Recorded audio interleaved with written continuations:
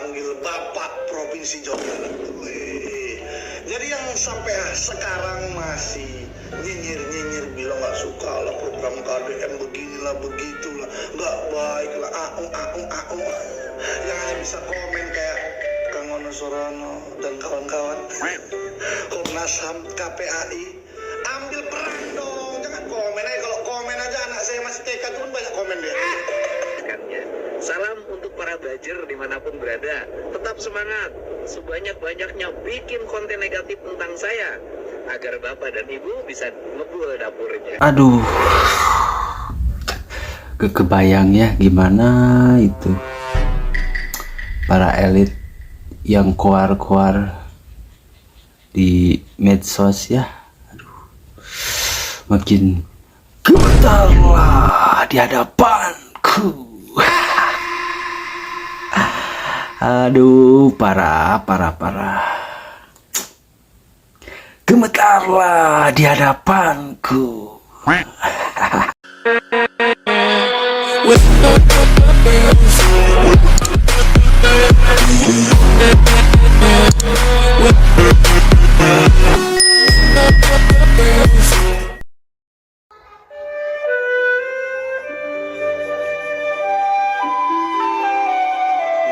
Mei 1908, berdirinya organisasi Budi Utomo yang sampai sekarang diperingati sebagai Hari Kebangkitan Nasional. Organisasi Budi Utomo didirikan oleh Dr. Stomo dan para mahasiswa-mahasiswa Stovia. Dr. Stomo dan kawan-kawan ingin mendirikan sebuah organisasi yang bergerak di bidang sosial, ekonomi, dan budaya. Keinginan tersebut terkait gagasan Dr. Wahidin Sudirohusodo yang ingin meningkatkan martabat rakyat dan bangsa Indonesia. Lahirnya perkumpulan Budi Utomo langsung disambut para pelajar dari berbagai daerah di Indonesia. Dalam setahun saja, anggotanya mencapai 10.000 orang. Hal ini dinilai sebagai awal gerakan untuk mencapai kemerdekaan Indonesia. Pada masa itu, perkumpulan semacam ini baru pertama kali di Indonesia. Bung Karno menilai bahwa kelahiran Budi Utomo merupakan simbol yang tepat bagi bangsa Indonesia untuk mulai bangkit dan bersatu melawan penjajah. Bangsa Indonesia ingin merdeka, kita tentu merdeka, kita pasti merdeka sebagai matahari terbit di hari besok. Organisasi Budi Utomo menjadi tonggak semangat perjuangan, sekaligus menjadi inspirasi berdirinya berbagai organisasi di tanah air.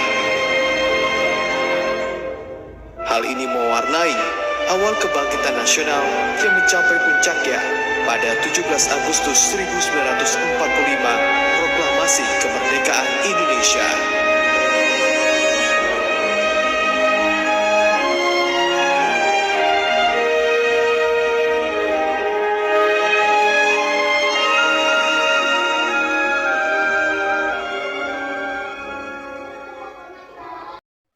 Halo, assalamualaikum warahmatullahi wabarakatuh. Sampurasun, Rampes, bertemu kembali bersama Alang Channel. Tak lupa kami ucapkan terima kasih yang udah memberikan supportnya ya. Dan kami ucapkan selamat hari raya Selamat Hari Kebangkitan Nasional ya, 1945. Selamat menyaksikan ya. Pokoknya selamat Hari Kebangkitan Nasional. Jangan lupa di like, komen, dan subscribe-nya. Oke, terima kasih. Check it out.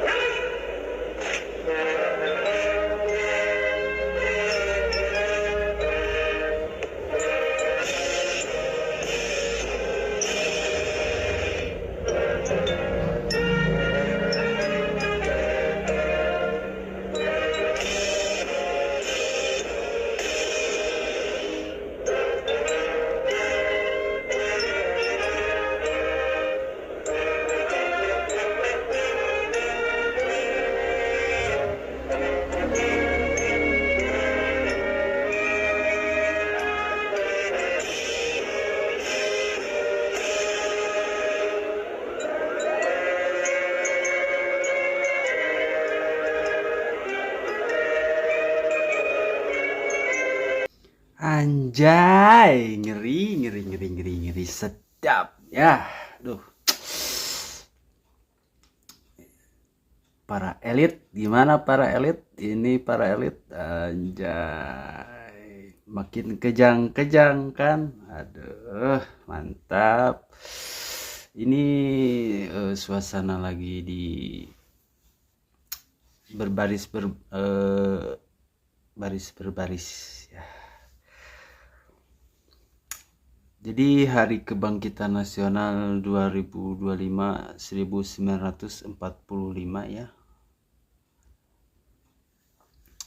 diadakan oleh maksudnya perannya diambil oleh anak-anak barak militer, anjay. Apakah masih ada komentar gimana ini para elit sangat sulit itu kemana ini? Ya udah, kita langsung saksikan ya para elit. Gaskeun.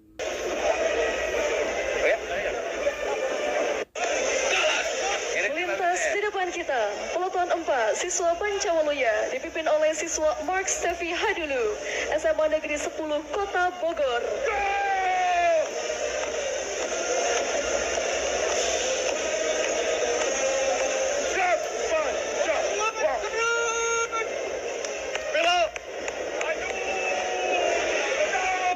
Di depan kita, peloton 5 siswa Pancawaluya dipimpin oleh siswa Rafael Raja Apriandi Sijaba, SMA Putra Mandiri Kota Cimahi.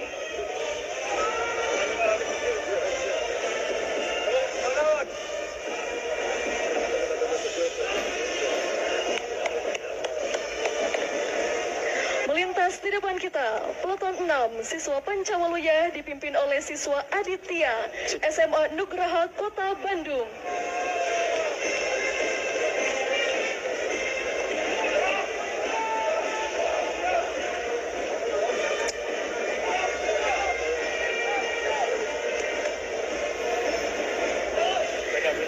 Melintas di depan kita, peloton 7 siswa Pancawaluya dipimpin oleh siswa Fajril Ramadan, SMA Negeri 2 Cikarang Selatan. Bagus komandannya nih.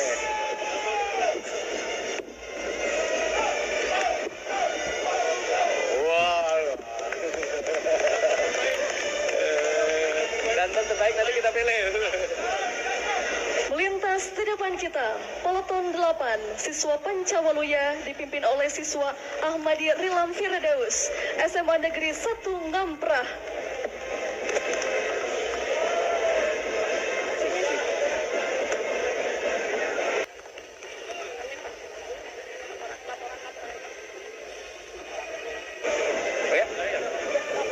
Dan selama ini kita membiarkan semua orang hanya memberikan pengamatan, analisis, kajian. Itulah metodologi yang dikembangkan bangsa ini. Tetapi tidak ada yang berani mengambil solusi, mengangkat mereka di sudut jalanan, dimasukkan ke barak, dididik secara militer, diarahkan menjadi anak-anak yang berguna. Kedisiplinan militer adalah harga mati bagi kemajuan bangsa, bukan musuh. Pandangan-pandangan buruk terhadap militer adalah pandangan-pandangan orang yang takut anak-anak Indonesia bangkit, yang takut anak-anak Indonesia mencapai kemajuan. Mereka takut bangsa ini menjadi bangsa kokoh dan tegap. Mereka ingin bangsa Indonesia menjadi bangsa pemabuk yang setiap hari mabuk akan ilmu pengetahuan, yang setiap hari bertengkar di TV, yang setiap hari bertengkar di medsos. Sementara hamparan kekayaan alam diambil sama mereka. Janganlah kita menjadi antek dari bangsa lain, memporak-porandakan diri sendiri dan bangsanya dengan alasan pengetahuan, dengan alasan hak asasi manusia. Anak membawa motor di bawah umur adalah pelanggaran hak anak. Kapan kita bertindak? Dan selama ini kita membiarkan antrian ribuan orang yang ngantri ingin memasuki pendidikan di pendidikan sekolah kebangsaan. Dan kalian semua hari ini bisa bertemu dengan orang tuanya, bisa mendapat sertifikat dari kami, dan bisa pulang dulu Nanti dalam 2 minggu sekali kami siapkan mobil di setiap kabupatennya untuk pergi ke Dodik lagi mengikuti pematangan, bukan di Dodik nanti di Badan Diklat ESDM Pemda Provinsi Jawa Barat, kalau nanti di Dodik diisi oleh siswa yang baru. Dan kami akan memantau perkembangan kalian dalam waktu 1 tahun, bukan 6 bulan. Dan saya sudah meminta kepada Dinas Kesbangpo, Dinas Pemuda Olahraga, di upacara peringatan 17 Agustus 1945 Pemda Provinsi Jawa Barat, seluruh pesertanya berasal dari siswa didik sekolah kebangsaan di Dodik Lembang. Kalian semua jadi petugas upacara Agustusan. Jadi tidak usah repot lagi, ternyata bisa. Dan hari ini bisa kalian bahagia. Saya ngasih modul bonus untuk petugas upacara dari Dodik ini 25 juta untuk dibawa pulang ke rumahnya masing-masing. Dapat uang saku, makannya enak, tidurnya nyenyak, berubah mental, bajunya bagus, pulang dapat bonus, gratis lagi. Dan tentunya buat petugas yang lain juga kita siapkan 25 juta. Nanti ditanya lagi, itu duit dari mana? Ladang konten. Saya selalu ditanya, Pak ini duitnya dari mana ngonten? Habis itu dimasalahin lagi, gubernur konten. Lebih baik dari jadi gubernur konten, punya duit diberikan pada rakyat daripada gubernur molor. Bener nggak? Ya kan daripada gubernur tidur, gubernur protokoler, gubernur ingin dihargai, gubernur menghabiskan anggaran jalan-jalan ke luar negeri. Tuh hayang, Jadi Indonesia ini perlu mental yang kuat kalau ingin melakukan perbaikan. Kenapa? Harus kuat menghadapi kaum nyinyir. Dan biarkan yang nyinyir suruh sakit hati selamanya. Karena Jawa Barat akan terus mengalami peningkatan pembangunannya. Ini baru 3 bulan. 100 hari itu tanggal 30 Mei. 100 hari kepemimpinan saya. Belum 100 hari, sudah banyak orang yang kepanasan. Belum 100 hari banyak orang yang kepanasan katanya gitu ya. Semoga aja apa ya, semoga cepat disadarkan gitu ya. Jangan nyinyir itu hayo maneh teh elit turun maneh teh ayo nyir hanyir ka dinu tuna teh lah. Mah itu para elit. Nah, bahkan di sesi ini sebelumnya gitu mendatangi KPK gitu ya. Ini bukan didatangi KPK, mendatangi KPK gitu ya. Aduh, udahlah Kang, jangan terlalu barbar, nanti kasihan ya, tidak dapat tunjangan nanti, aduh kasihan, dana hibah hilang nanti Kang, jangan terlalu barbar lah, kasihan dia.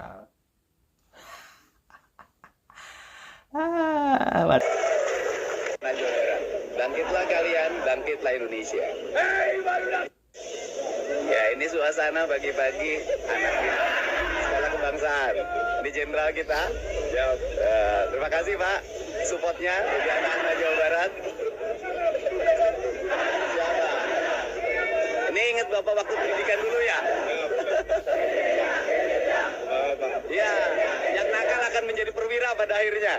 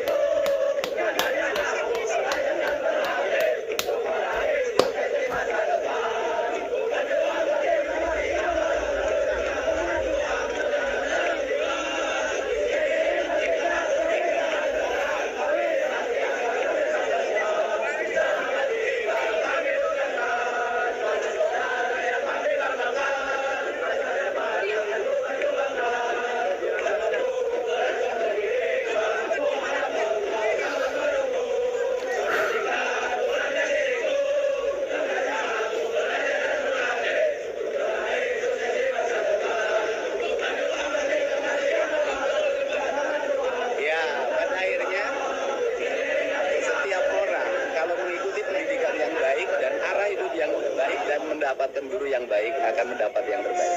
Semangat anak-anak Jawa Barat. Bangkitlah kalian, bangkitlah Indonesia.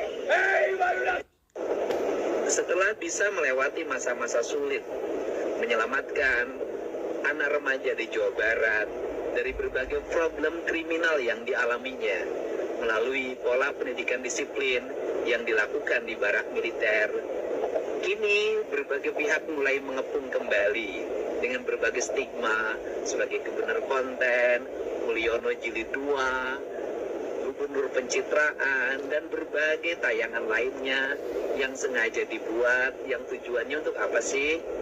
Tujuannya satu, mereka itu ternyata sangat memperhatikan pada saya, sehingga apapun yang saya lakukan, mereka komentari, dan saya menyukainya.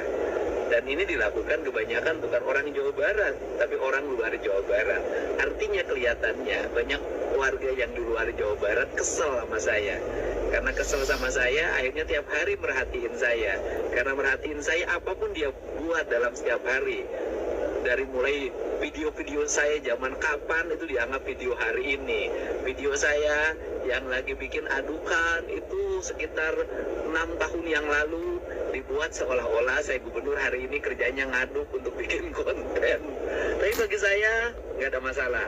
Terima kasih ya telah berupaya terus menggiring opini, mengarahkan publik agar saya dibenci oleh warga.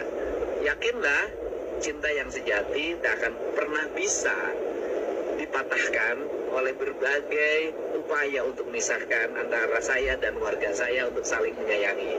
Banyak orang yang kisah cintanya justru menjadi kisah cinta dramatik karena terlalu banyak orang yang iri untuk memisahkannya. Salam untuk para bajer dimanapun berada, tetap semangat, sebanyak-banyaknya bikin konten negatif tentang saya agar bapak dan ibu bisa ngebul dapurnya.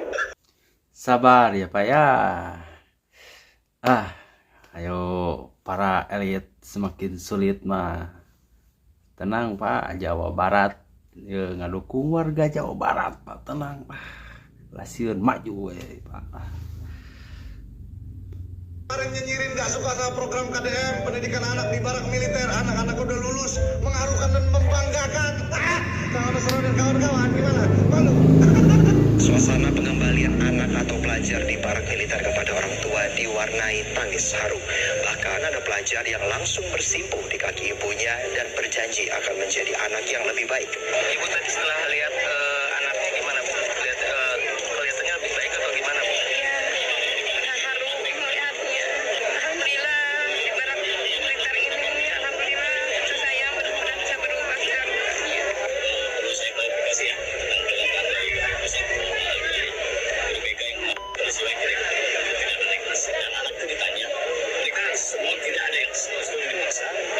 Saya kira bukan mungkin hanya sekedar hanya mengingatkan saja. Itu diberi garis bawahi ya, dan tidak ada kaitan dengan pendidikan di barak militer. Terus saya klarifikasi itu seperti itu. Saya dari KPRI ke Polda Purwakarta mengklarifikasi pokoknya itu tidak benar. Aduh, ikut terharu aku ya, bangga sekali pas jadi orang tuanya ya, melihat anak-anak yang kemarin ikut program Kang Deddy Mulyadi, ikut pendidikan, pembinaan di barak militer oleh. Nah yang anehnya itu kenapa gak bersinergi sama KPAI pusat gitu ya.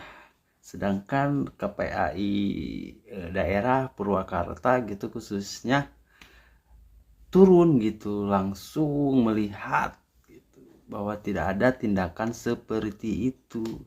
Kenapa ini kok di berita acara TV nasional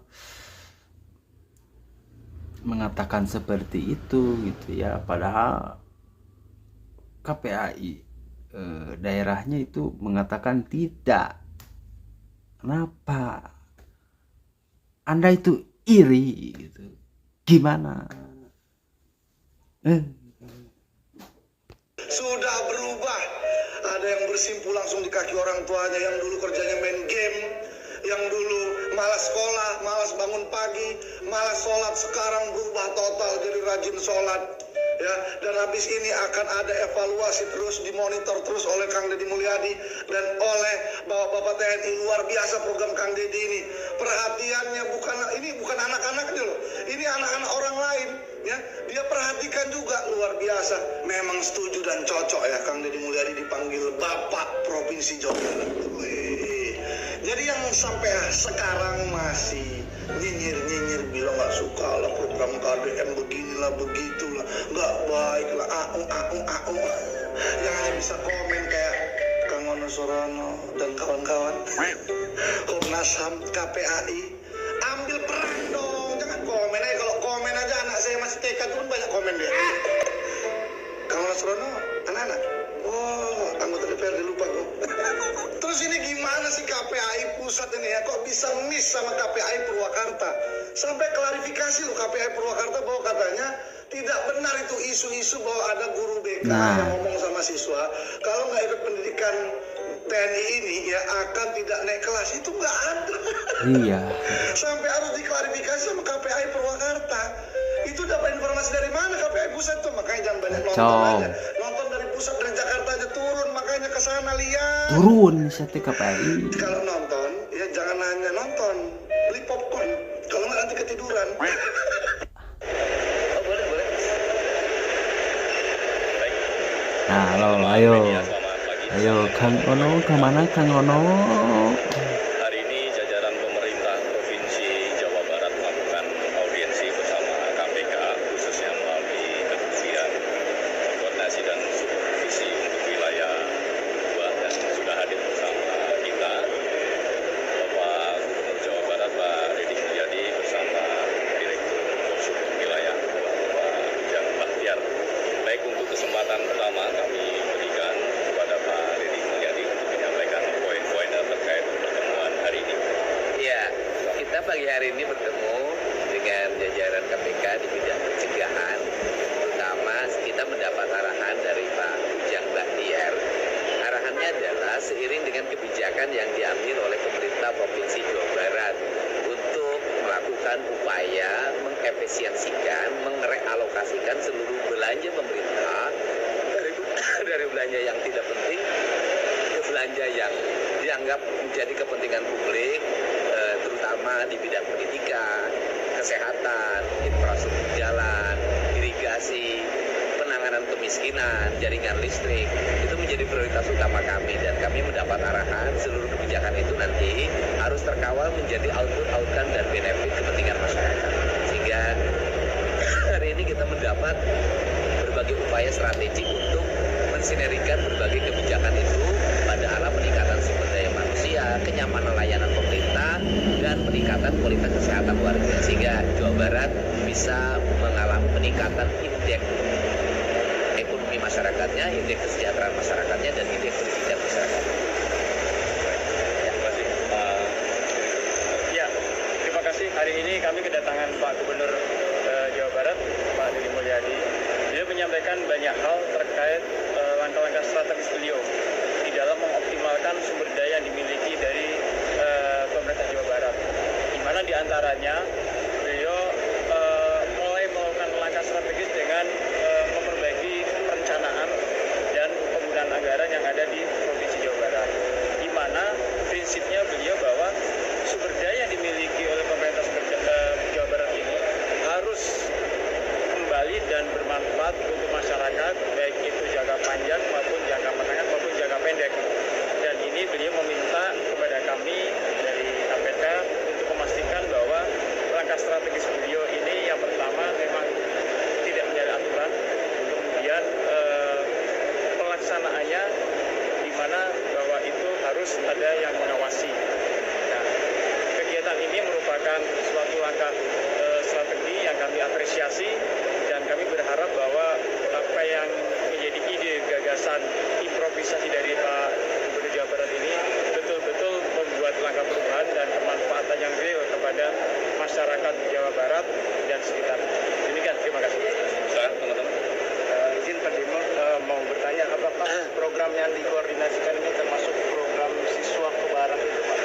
Oh iya, yang pertama pertama program itu kan gini, kita akan menceritakan realokasi anggaran. Ada 5 triliun lebih, ada realokasi anggaran. Realokasi anggaran itu merubah belanja rutin. Aduh,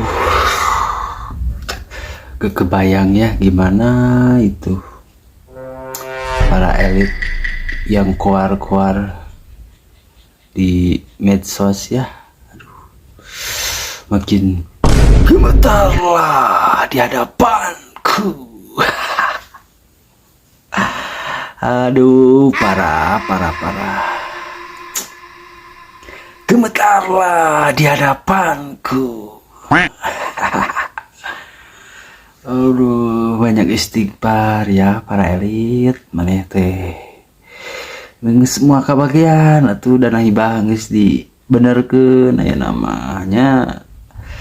Dana nu lainna ge geus direlokasikeun kanu tepat aya nama. Jadi moal aya ngaranna bodong.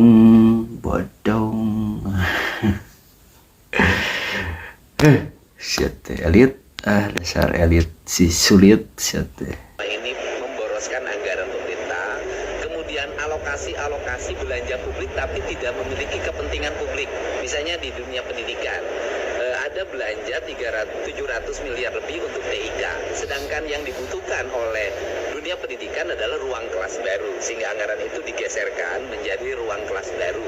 Kemudian ada belanja rutin perjalanan dinas pemerintah, yang dibutuhkan oleh pemerintah hari ini adalah jalan raya, bukan perjalanan dinas, sehingga ada realokasi dari 700 miliar menjadi 2,4 triliun. Nah kemudian ada sosialisasi yang biasa dibelanjakan oleh pemerintah. Yang dibutuhkan oleh masyarakat hari ini adalah banyaknya hampir 240 ribu rakyat Jawa Barat tidak punya listrik.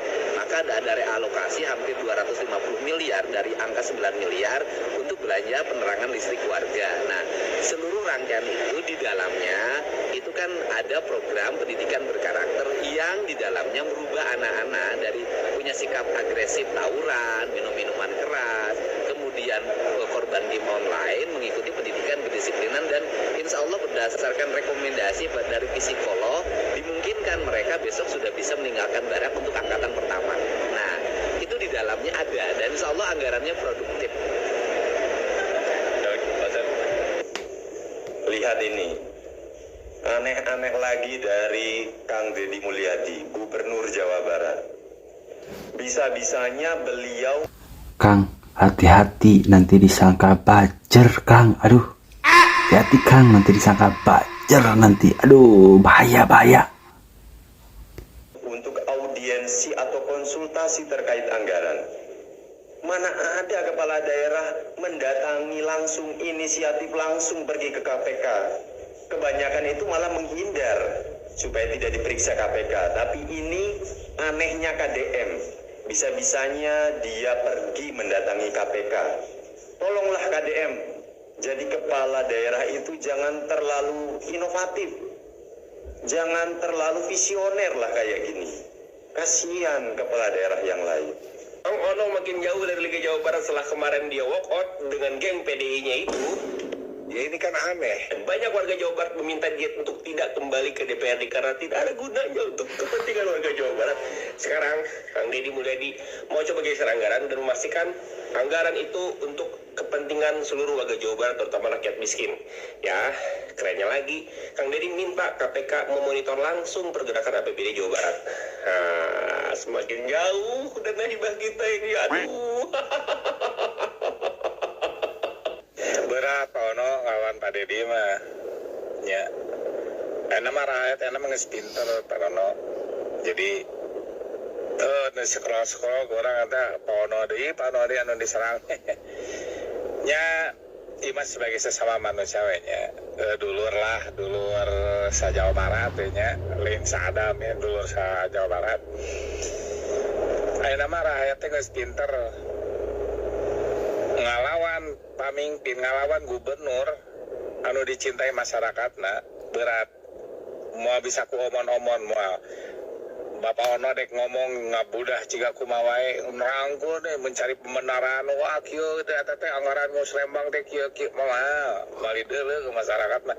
Karena masyarakatnya sudah muak ya dengan dengan tajid patojayana omongan jeung tindakan.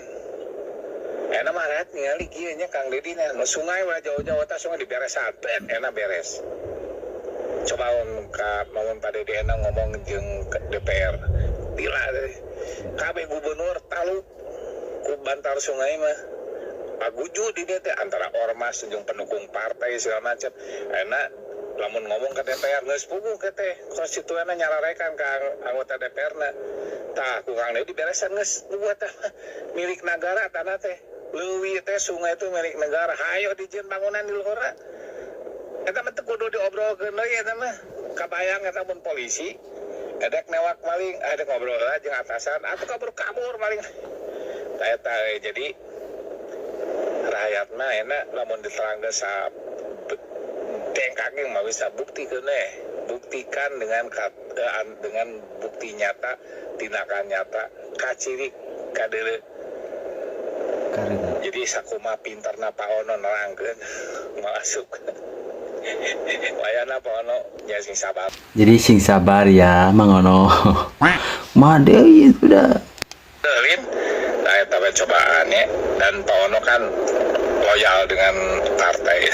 Kita memahami lah sebagai rakyat biasanya awam orang lah jauh-jauh bisa memahami di kita keluar kita tunggu kita ke kanan kuma dunungannya Kang Dedi mah dunungan rakyat ya ujung konsolidasinya memang komunikasinya baik dengan partainya dek sawe partainya karena kebenaran Kang Dedi kan partainya enak eta jadi komunikasinya dengan mereka baik ya kuat geus meumpeng kuat Kang Dedi didukung ku sasamana menang sesuatu geus ateul ku manehna geus tibaratna geus aing mayang gitu ono wayahna sing sabar tarik napas yang panjang kalau kan astagfirullahaladzim sujud sok lenyepan ya merasa benar dengan niiskeun sirah gitunya sok buah-buah aya nu salah gitu kan enak ku rakyat geus ngabejaan ya kade ulah ngade anu sekitar anu muji kadang-kadang muji teh ngajongklokkeun euy ya sok enak mah ulah survei ku ahli eta rakyat di TikTok we lah jauh-jauh geus rage gitu ya sok buktikan walkout menurut saya walkout di depan pemimpin yang dicintai rakyatna Malik ya backfire makanya ngomong kieu masa tuh ulah walkout ngeuseuy keluar ti DPR salilana tapi ka kitu kan ya kesana teh menghalangi kade. Nah, Kang Dedi Mulyadi, Gubernur Jawa Barat ya, KDM. Masa baju aja dibeliin sama negara? Emangnya Bapak anak yatim? Seperti biasa, salam APBN. Ambil positif, buang negatif. Kalian udah lihat videonya? Nah, di video kali ini saya menjelaskan sedikit ya. Jadi anggarannya itu dimulai dari baju, dasi, sepatu, semua seragamnya itu dinas para dinas itu mempunyai anggaran gitu ya, baru tahu aku juga gitu. Aduh, emangnya kalau pemimpinnya yang jujur gitu, pasti akan ya jujur gitu, pasti kebongkar semuanya. Baru tahu juga aku juga, pantesan ya enak-enak hirupnya gitu. Eta we ngadaharan duit rakyat sia teh. Aduh. Iya nggak usah. Kita ini pegawai ini sudah digaji. Bapak tunjangannya kurang lebih lah hitungan saya 25 juta sebulan. Masa baju aja harus dibeliin sama negara? Memang Bapak anak yatim mau lebaran. Duit anggaran baju saya hapus. Masukin jadi pendapat jadi belanja masuk tuh. Sepatu hapus, saya udah punya sepatu udah banyak. Dasi hapus, jas hapus. Kalau nggak karena Kang Dedi nih, gue nggak bakal tahu tuh kalau anggaran pejabat tuh sebanyak itu. Gue juga nih ya sebagai orang awam, gue baru tahu ternyata kalau baju, jas, sepatu pejabat-pejabat itu dari anggaran APBN atau APBD. Gue juga baru sadar ternyata kita sebagai rakyat tuh ternyata kita tuh kaya, kita tuh nggak kismin, kita tuh nggak kere. Buktinya kita tuh bisa beliin baju-baju seragam pejabat-pejabat tuh bisa. Sedangkan orang tua anak sekolahan di luar sana itu kerja kontang-panting beli seragam sekalipun sekolahnya gratis. Lah kita yang di sini beliin baju-baju seragam pejabat. Gak tahu tuh sampai daleman-dalemannya juga apa bagaimana, nggak tahu, nggak disebutin nama siapa namanya KDM. Kang Deddy, kata saya Maya, jangan semua-muanya ini dibongkar ke netizen, ke masyarakat tuh jangan dibongkar. Nanti kita semuanya jadi pada tahu gimana ini, jadi pada tahu dapur-dapur pejabat segala macam. Jangan Kang, ntar Kang Deddy lagi yang kena, Kang Deddy lagi yang dilaporin, Kang Deddy lagi yang dihujat dan segala macam. Aduh Kang, kata saya mah jangan kejujuran. Tapi ya mau gimana ya, namanya orang kalau udah jujur mah jujur-jujur aja. Kalau kata Menkes Pak Budi Gunadi ya, orang yang pendapatannya 5 juta itu nggak cerdas, nggak pintar, dan nggak sehat. Beda sama yang gajinya 15 juta. Lah ini pendapatannya 25 juta, seragam dibeliin sama negara. Coba Pak Menkes bilang kalau gaji 15 juta itu berarti pintar, cerdas, dan sehat. Iya, saking cerdasnya tuh pada korupsi. Kurang cerdas apa itu? Hah? Tapi nggak juga sih kalau korupsi dibilang cerdas. Kalau cerdas kan nggak ketahuan. Tapi kan ini ketahuan, berarti belum cerdas. Nah, maaf ya. Jadi pindah tempat dulu, tadi itu agak sedikit bersih hujan gitu ya, jadi pindah. Oke, kita lanjut. Ketahuan, tapi kan ini ketahuan, berarti belum cerdas juga. Kalau dia nggak sehat dan nggak pintar, nggak mungkin gaji 15 juta. Pasti gajinya 5 juta. Aing disangka belajar influencer lokal. Dengarkan anjing. Aing berspeak up tentang program Deddy Mulyadi anu disoroti oleh Parel Bramasta bukan karena Aing budget anjing, tapi karena Aing sebagai warga Jawa Barat bisa menilai secara objektif aja nyaho kondisi anu terjadi di Jawa Barat itu seperti apa. Makanya Aing mendukung pendidikan karakter Deddy Mulyadi. Beda tahun sarwakeun anjing, orang asli Jawa Barat anu mendukung ulah disarwakeun jeung jelema anu maca ukur neangan sora di Jawa Barat kade.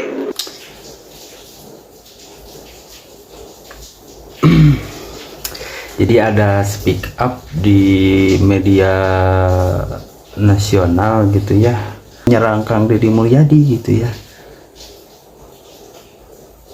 media ternama gitu lah, namanya media Tempe gitu ya. Aduh, kenapa Anda itu ya? Apakah anggaran dana medianya itu dipangkas? Jadi tidak mendapatkan anggaran media lagi? Mohon maaf ya Pak. Nah, tahu kan ini siapa? Ini Lord Rangga yang meramalkan waktu 2022 kalau gak salah ya, 2020 gitu, akan datangnya kerajaan Sunda gitu ya. Apakah ini kebetulan? Apakah ini gimana? Kenyataan apa gimana? Ya, tahulah. Tentu kalian tidak asing dengan orang ini. Pria yang tidak memiliki darah Sunda ini mengaku sebagai petinggi Sunda Empire. Nama aslinya adalah Edi Raharjo, lahir di Brebes, Jawa Tengah pada 12 September 1987. Dia adalah lulusan Sekolah Pertanian Menengah di Baros tahun 1980-an. Lord Rangga pernah ditangkap dan dihukum 2 tahun penjara akibat menyebarkan berita bohong dan menimbulkan keonaran. Ia mengklaim bahwa Sunda Empire merupakan pusat dunia yang wilayahnya meliputi matahari dan bumi. Teori konspirasi yang aneh membuatnya terkenal di berbagai media. Dia mengklaim bahwa Sunda Empire bisa menghentikan senjata nuklir dan menyelamatkan bumi dan umat. Lord Rangga pernah meramalkan Perang Dunia Ketiga. Ia juga menyebutkan dengan tepat 3 calon presiden Indonesia yang akan bersaing pada Pilpres 2024, termasuk dirinya sendiri. Nah, jadi begitu ya.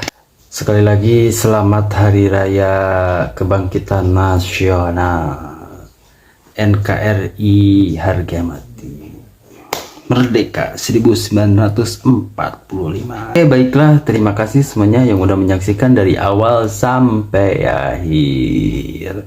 Ya, kalau ada salah-salah kata mohon dimaafkan.